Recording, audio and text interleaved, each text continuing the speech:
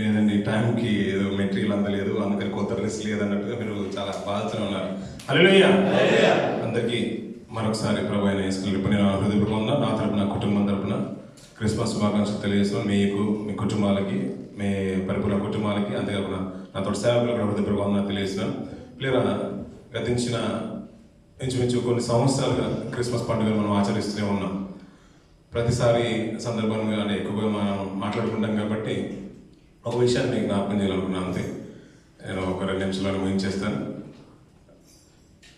ప్రతిసారి పిల్లరా కొన్ని సంవత్సరాలకి కొన్ని నక్షత్రాలు తెగిపోతూ ఉంటాయంట, రాలిపోతూ ఉంటాయంట. మనకి ఇప్పుడు మనం ఈ ఒక మన జనరేషన్లో తక్కువగా చూసాం, కానీ మన సీనియర్ అంటే అంతకుముందున్న నాన్నగారి వయసు, తాతగారి వయసులో ఉన్నప్పుడు నేను సుపరిచితం ఉంటుంది. కొన్ని నక్షత్రాలు తెగిపోయామంట పిల్లరా. అది అక్కడి నుంచి తెగిపోయినప్పుడు అంటే దాంట్లో ఒక స్పార్టికల్స్ అంట, దాంట్లో ఏదో ఒక పార్ట్ మాత్రమే విడిపోయినప్పుడు భూమి కనుక తగులుతుందేమో అనే ఒక భయంతో ఆ రోజు అంటే అంతా కూడా ప్రపంచం అంతా కూడా దిక్కుచోదైన స్థితిలో అంటే రేపటికి అయిపోతుందన్న ఉద్దేశంతోనే తిని ఈ రోజుతో ముగించేద్దామన్న ఉద్దేశంతోనే ఉండేవారంట. అందరు భయంతోనే ఉండేవారంట. అంటే ఎందుకు నక్షత్రం పడితే ప్రాబ్లం అవుతుందంటే ఇవన్నీ కూడా గ్రహాలతో పోల్చబడి మనకు కొద్ది నాలెడ్జ్ ఉంది కాబట్టి మనకు తెలుసు. మనకు దగ్గరలో ఉన్న నక్షత్రం ఏదైనా ఉందంటే, గ్రహం ఏదైనా ఉందంటే సూర్యుడు చాలా దగ్గరలో, చంద్రుడి తర్వాత ఉంది ప్రకాశించేది సూర్యుడు. భూమి కంటే 11 లక్షల రేట్ల పెద్దోడు అంట. 11 లక్షలు, 1 లక్ష 2 లక్షలు అలా కౌంట్ చేస్తూ ఉంటే 11 lakhs అంట. భూమి కంటే విస్తీర్ణంలో చాలా పెద్దదంట. అది ఎందుకు అంత దూరంలో ఉందంటే దేవుడు నియమించిన కక్షలోనే ఉంటుంది. ఒకవేళ ఎక్కువగా దగ్గరికి వచ్చేసాం అనుకోండి, మన భూమి అగ్నిమయం అయిపోతుంది, కాలిపోతుంది. ఒకవేళ కొద్దిగా దూరం అయిపోయింది అనుకోండి, భూమి సూర్యునికి ఆ కక్ష నుంచి బయటకు వచ్చేసింది అనుకోండి, భూమి మీద అంతా కూడా మంచు గడ్డలు కట్టుకోపోతాయండి. ఒకవేళ దేవుడు నియమించిన పరిధిలోనే అవి తిరుగుతూ ఉంటుంది. అంటే మనకు దగ్గర ఉన్న నక్షత్రం అంట సూర్యుడే 11 లక్షల రేట్లు భూమి కంటే పెద్దదంట. దానికంటే పెద్దది నక్షత్రాలు, దానికంటే పెద్దది సూర్యుని కంటే పెద్దది నక్షత్రాలు. ఆకాశంలో అయ్యా నీకు అబ్రాహ్మణ సంతానం లేదని బాధపడుతున్నావు కదా, నీకు లెక్కింప శక్యమైతే ఒకసారి ఆకాశం వైపు చూడు, ఆ నక్షత్రాలు లెక్కించు, ఇవి ఇంతగా విస్తరించిపోతుంది నీ సంతానం అన్న. అప్పుడు అబ్రాహ్మ గారికి అర్థమై ఉండొచ్చు, అర్థం కాకపోయి ఉండొచ్చు నిజంగా చెప్పాలంటే. షారా గారు కానీ, రిబ్కా గారు కానీ, ఇస్సాక్ గారు కానీ, యాకోబులు కానీ 12 గోత్రాలుగా చూసినా కానీ వారికి అర్థమై ఉండదు. ఎందుకంటే అంతగా విస్తరించుకోలేదు ఆ జనరేషన్.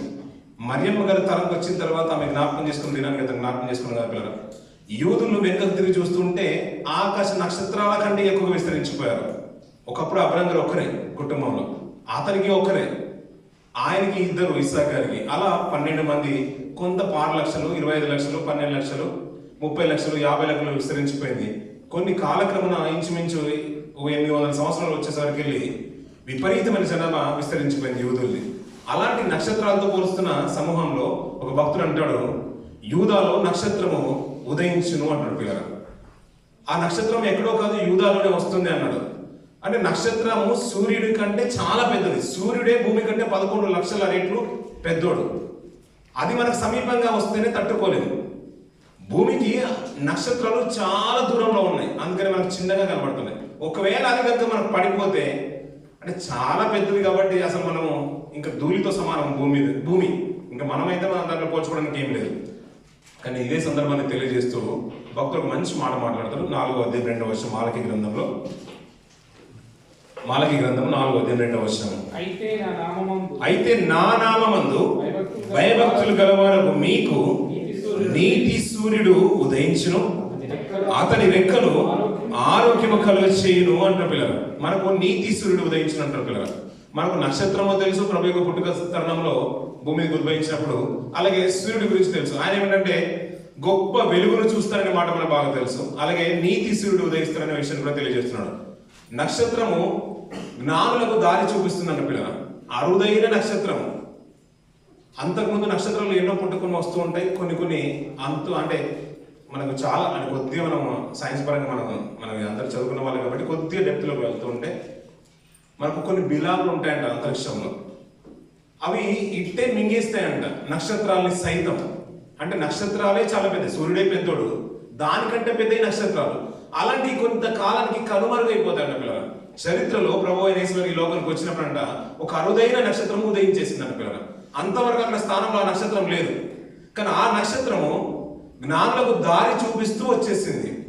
దారి చూపిస్తూ వస్తున్న తరుణంలో వారు బెత్లెహేం వరకు వచ్చేసాం కదా, అంటే నజరేతు వరకు వచ్చేసాం కదా, ఈ యూదా పరిసర ప్రాంతాలకు వచ్చేసాం కదా, ఈ నజరేతులో ఎందుకు ఉంటాడు, అలాగే బెత్లెహేంలో ఎందుకు ఉంటాడు, ఉంటే కనుక ఎక్కడ ఉండాలి, యెరూషలేములో ఉండాలి, ఎందుకంటే అది రాజనగర్ కాబట్టి మేము రాజనగర్కి వెళ్ళిపోతామని నక్షత్రాన్ని విడిచిపెట్టి రాజనగర్కి వెళ్ళిపోయారు. అక్కడ వెళ్ళిపోయిన తర్వాత తీరా వారు అక్కడ ప్రభును రక్షకుని నీతి సూర్యుని చూడలేకపోయారు. మళ్ళీ బయటకు వచ్చిన తర్వాత మళ్ళీ నక్షత్రం వారి దారి నడిపిస్తుంది. ఎక్కడి వరకు అంట, ఆ నక్షత్రం ఆ పశువుల పాక మీద నిలిచే వరకు అలాగే వెళ్తుందంట. అక్కడ నిలిచిన తర్వాత దాన్ని చూసి వారు అత్యానంద భరితులైతున్నారు. ఎందుకంటే నక్షత్రం మాకు దారి చూపిందని ఆశ్చర్యపడుతున్నారు. మరి దీన్ని కనుగొనాలంటే, దాన్ని కనిపెట్టాలన్నా కానీ నక్షత్రం ఉదయించిందంటే, ఇప్పుడు మనలాంటికి అక్కడ నక్షత్రం వచ్చిందంటే ఏమర్థమవుతుంది? ఏమర్థమవుతుంది పిల్లల?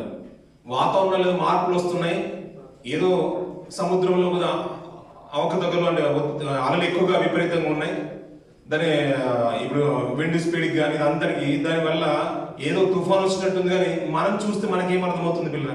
దానికి సంబంధించిన జ్ఞానం అయితేనే, ఎక్స్పర్ట్ అయితే దాని గురించి చెప్పగలుగుతాడు. ఆ అరుదైన నక్షత్రం ఉదయించిందని మనలాంటికి ఎలా తెలుస్తుంది? అందుకని జ్ఞానం వచ్చేసారు అక్కడి నుంచి.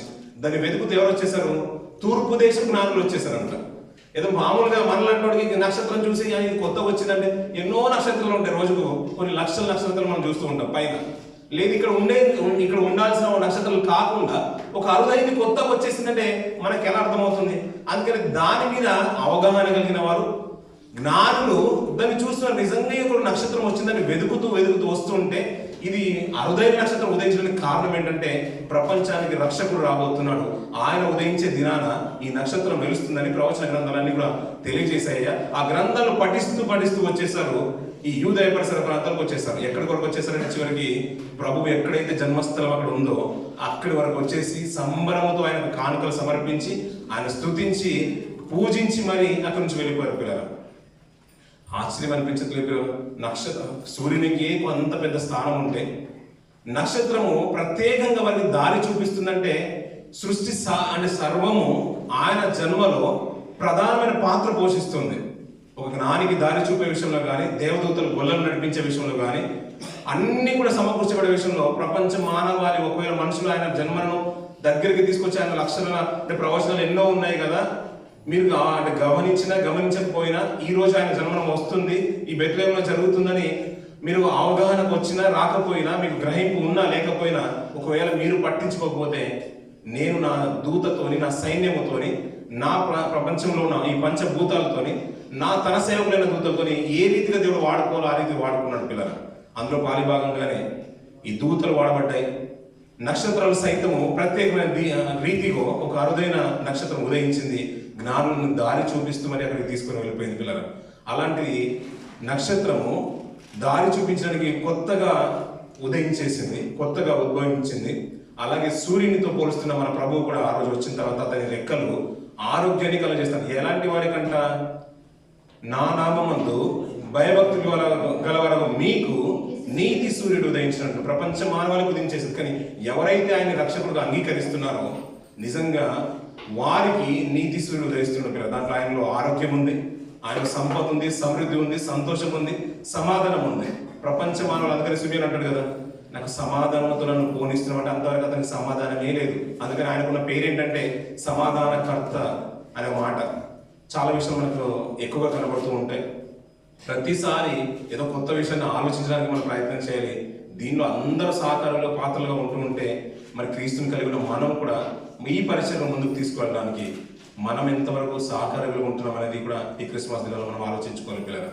మనకు కలిగిన ఆనందాన్ని అనేకులు పంచించడానికి మన సమయాన్ని వెచ్చిస్తున్నామా, కాలాన్ని వెచ్చిస్తున్నామా, మన ధనాన్ని వెచ్చిస్తున్నామా, నీ ప్రార్థన జీవితంలో ఇంకా ఎక్కువైన సమయాన్ని గడుపుతున్నావా? గతించిన సంవత్సరంలో క్రిస్మస్ కార్యక్రమంలో నేను 2 గంటలు ప్రార్థించుకున్నాను, ఆ సంవత్సరం అంతా కూడా ఈ సంవత్సరంలో ఏమన్నా కొద్దిగా ఇంప్రూవ్ చేసుకోవడానికి మనం ప్రయత్నం చేస్తున్నామా?